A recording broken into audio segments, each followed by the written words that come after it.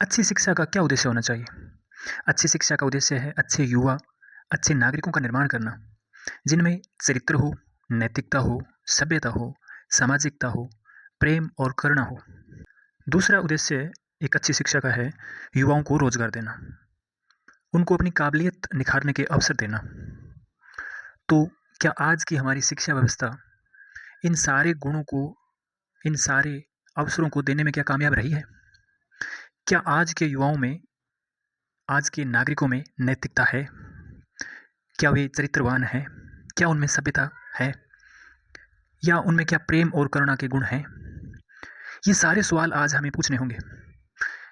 इस व्यवस्था से पूछने होंगे, इस समाज से, हमारे राजनेताओं से ये सारे सवाल हमें पूछने होंगे। दूसरा उद्देश्य अच्छी शिक्षा का है रोजगार देना, अच्छे आर्थिक अवसर देना। तो क्या उसमें शिक्षा कामयाब रही है? ग्रुप ए जिसमें सबसे बड़ी नौकरियां आती हैं और ग्रुप डी जिसमें सबसे छोटी। इन सारे कंपटीशन एग्जाम का अगर हम आंकलन करें तो 100 में से एक बच्चे को भी जॉब नहीं मिल रही है। तो बाकी 99 बच्चे कहाँ जाएंगे? बड़ी बड़ी डिग्रियां, पीएचडी, एमबीए करके भी युवाओं को अगर ग्रुप डी में झाड़ू पोछे वाली जॉब के फॉर्म भरने पड़ रहे हैं, और विडंबना इस बात की है कि वो जॉब भी उनको मिल नहीं रही है। इसका मतलब इस शिक्षा के मूल में कहीं ना कहीं खामियां हैं, कमियां हैं।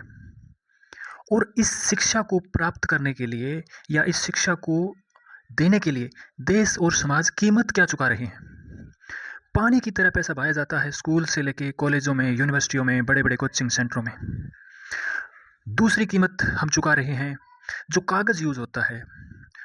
लाखों पेड़ काटे जाते हैं जिनसे बुक्स, कॉपियाँ और ये सारे डॉक्यूमेंट्स जो बनते हैं, पेंसिल बनती है, रबड़ बनता है, ये सारे प्राकृतिक संसाधनों, पेड़ों, जंगलों से आ रहा है। और आखिर में जब 30-35 साल का कोई युवा जिसको जॉब नहीं मिली, तो वो हारा हुआ, डिप्रेशन से, टेंशन से भरा हुआ, एक टूटा हुआ एक नागरिक समाज को मिलता है। अब उसमें जीने की कोई इच्छा नहीं है। वो एक अच्छा कवि बन सकता था, एक अच्छा फोटोग्राफर बन सकता था, एक अच्छा राजनेता बन सकता था, एक साधु बन सकता था। उसमें जो काबिलियत, जो प्रकृति ने, जो ईश्वर ने दी थी, वो काबिलियत ये शिक्षा ढूंढने में कामयाब नहीं रही।